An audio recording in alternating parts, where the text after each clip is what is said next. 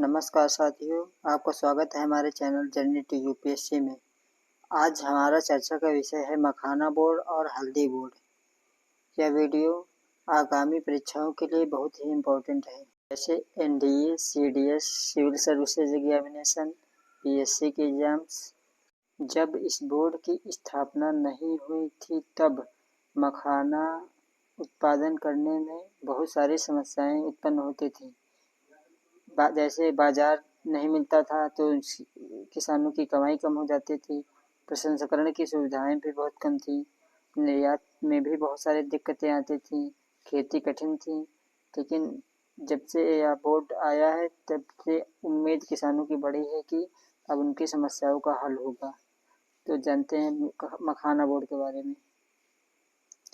इस बोर्ड के गठन को लेकर 2025-26 के आम बजट में इसके गठन को लेकर बात की गई। कृषि मंत्रालय के अंतर्गत ये बोर्ड कार्य करता है।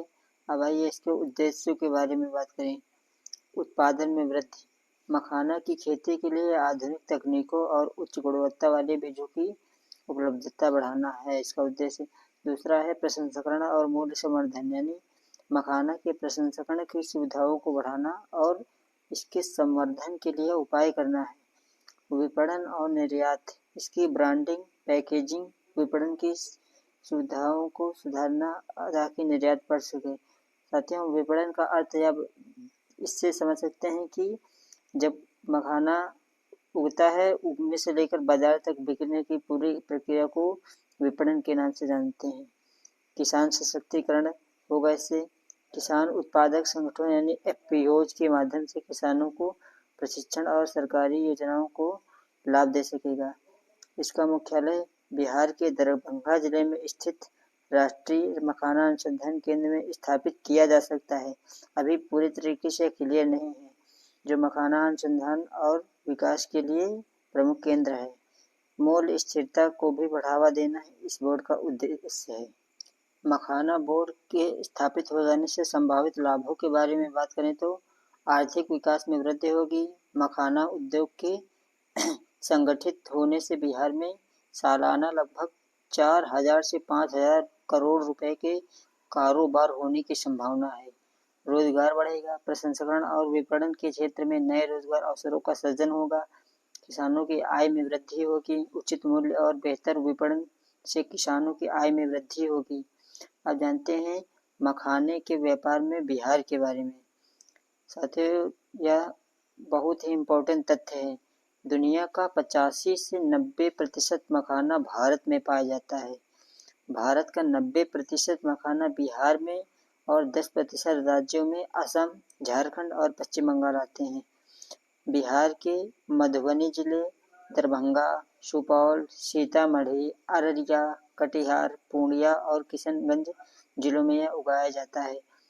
भारत में हर साल 50,000 से 60,000 टन मखाने के बीज की पैदावार होती है, जिसमें से 20 से 25,000 टन मखाने का लावा निकलता है। अब जान लेते हैं मखाना उगने के लिए प्राकृतिक परिस्थितियां या भौगोलिक दशाएं क्या क्या अनिवार्य हैं। इसके लिए गहरा और स्थिर पानी जैसे तालाब और झील में होता है। तापमान 20 से 25 डिग्री सेल्सियस। मिट्टी भारी व चिकनी होनी चाहिए। पर्याप्त सूर्य ताप मिलना चाहिए। 4 से 6 महीने का समय होना चाहिए इस फसल के उगने के लिए, और यह अवधि लगभग जून से दिसंबर तक की होती है। अब बात करते हैं हल्दी बोर्ड के बारे में। राष्ट्रीय हल्दी बोर्ड भारत सरकार की कृषि मंत्रालय के अंतर्गत ये भी कार्य करता है। इसके उद्देश्यों के बारे में बात करें तो हल्दी के उत्पादन, प्रसंस्करण यानी प्रोसेसिंग, विपणन और निर्यात को बढ़ावा देना है।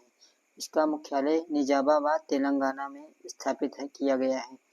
मुख्य कार्य इसके देखेंगे तो हल्दी किसानों को तकनीकी सहायता और प्रशिक्षण देना, उच्च गुणवत्ता वाले हल्दी बीज और खेती के उन्नत तरीके उपलब्ध कराना, उत्पादन और निर्यात को बढ़ावा देना, मार्केटिंग और मूल्य स्थिरता सुनिश्चित करना इसके मुख्य उद्देश्यों में शामिल है।